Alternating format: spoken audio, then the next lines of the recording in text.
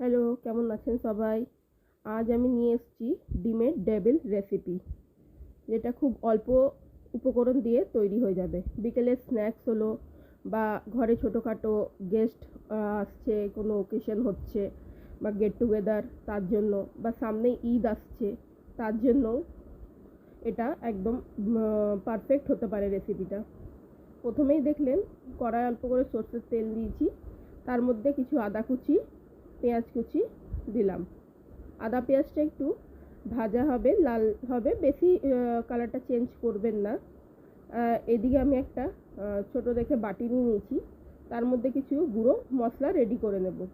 যেমন এখানে দেখুন নিচ্ছি হলুদ গুঁড়ো, হলুদ গুঁড়োর পরে নিয়ে নেব এখানে লঙ্কা গুঁড়ো,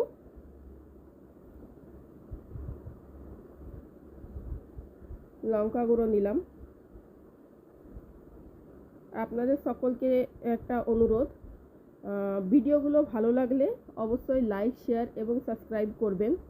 কমেন্ট করে জানাবেন আপনাদের কেমন লাগলো, বা আপনারা পরবর্তীতে কি ভিডিও চান। তার মধ্যে ধনে গুঁড়ো দিলাম। ধনে গুঁড়োর পরে অল্প পরিমাণে জিরে, ধনেটা একটু বেশি দেবো, জিরেটা কম, ধরুন হাফ চামচেরও কম জিরে দিয়েছি। তারপরে দিব অল্প করে হিং। হিং দেওয়ার পরে এইদিকে পেঁয়াজটাও একটু দেখে নিতে হবে, যেন পেঁয়াজটা বেশি লাল বা না হয়ে যায় বা পুড়ে না যায়। পরে দিলাম অল্প করে তরকারি মশলা। তরকারি মশলা দেওয়ার পরে তারপরে দিয়েছি Kashmiri red chilli powder. Kashmiri red chilli powder দেওয়ার পরে মেন যে জিনিসটা দিলে, যে মশলাটা দিলে টেস্টটা খুব ভালো হয়, সেটা হলো দারচিনি পাউডার। খুব বেশি নয়, অল্প করে একটু দারচিনি পাউডার দিয়ে দেখবেন, যদি আপনাদের নাই তো স্কিপ করবেন, কিন্তু দিলে টেস্টটা ভালো হয়। আর ওইদিকে ওই মশলাটার মধ্যে অল্প করে কসুরি মেথি দিয়ে দেব। তারপরে এইখানে আলুগুলো দিলাম।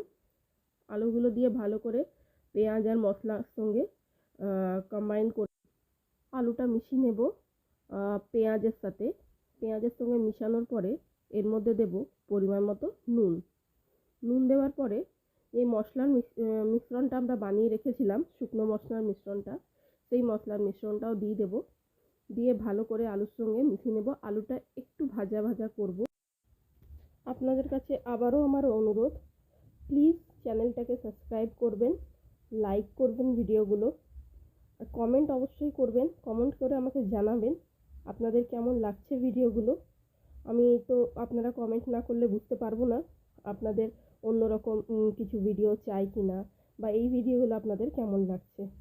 এইসব বলতে বলতেই দেখুন হয়ে গেল, এদিকে আমার আলুর পুরটা রেডি। ওপর থেকে আমি একটুখানি ধনেপাতা দিয়ে মিশিয়ে দিলাম। আর এইদিকে আমি একটা বাটিতে দেখতে পাচ্ছেন অল্প করে কর্নফ্লাওয়ার নিয়েছিলাম, আর এখানে বিস্কুটের গুঁড়ো আর চালের গুঁড়ো নিয়েছি, কারণ আমার কাছে বিস্কুটের গুঁড়োটা কম ছিল, তাই আমি চালের গুঁড়ো নিয়েছি। আপনারা চাইলে পুরোটাই বিস্কুটের গুঁড়ো নিতে পারেন। আর এখানে আলুটা ঠান্ডা হয়ে যাওয়ার পরে আমি আবারও হাতের সাহায্যে ভালো করে মিশিয়ে নিলাম। আর এখানে ডিমটাকে আমি অর্ধেক অর্ধেক কেটে নিয়েছি। কেটে দেখুন আমি কীরকম দাবি দাবি করছি, এরকম একটু দাবিয়ে আলুটাকে ডিমের সাথে লাগাবেন, নয়তো কী হবে না, ছেড়ে যাওয়ার চান্স থাকে। তেলে যখন দেবেন তখন আলুটা ছেড়ে যেতে পারে। তাই জন্য এরকম ভালো করে ডিমের মধ্যে আলুটাকে ভালো করে লাগিয়ে আগে ডিমগুলো সব রেডি করে নেবেন, তারপরে ব্রেড ক্রাম্ব বা অন্য কিছুতে আপনারা লাগাবেন। এই দেখুন আমি আরেকটাও আপনাদের দেখিয়ে দিচ্ছি। এরকম ভালো করে আলু নিয়ে একটু হাতের সাহায্যে প্রেস করে চেপে দেবেন। চেপে দেওয়ার কারণে কি হবে না, ডিমের সঙ্গে আলুটা লেগে গেলে ছাড়বে না তেলে।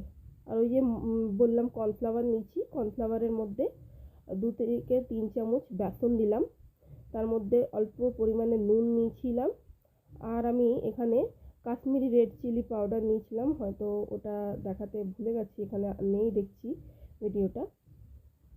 তারপরে ডিমগুলো আমি বেসনের মধ্যে চুবালাম।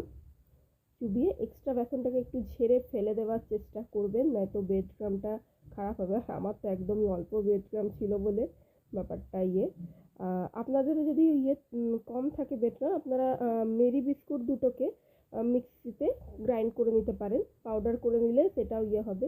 আর এরকম হাতের সাহায্যে এক্সট্রা ব্রেড ক্রাম্বগুলোকেও ফেলে দিতে হবে। আর এই যে আমি দেখাচ্ছি এখানে 10 মিনিট এটাকে ফ্রিজে রেস্ট দিতে হবে।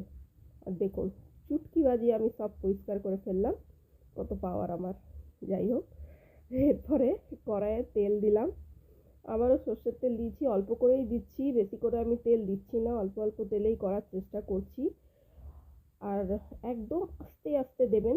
যারা নতুন রান্নাঘরে তাদেরকে বলে রাখি, কড়াইয়ের গা দিয়ে একদম আস্তে করে ছাড়বেন, গ্যাসটাকে সবসময় লো রাখবেন, নয়তো হাতে ছিটে লাগার সম্ভাবনা থাকতে পারে।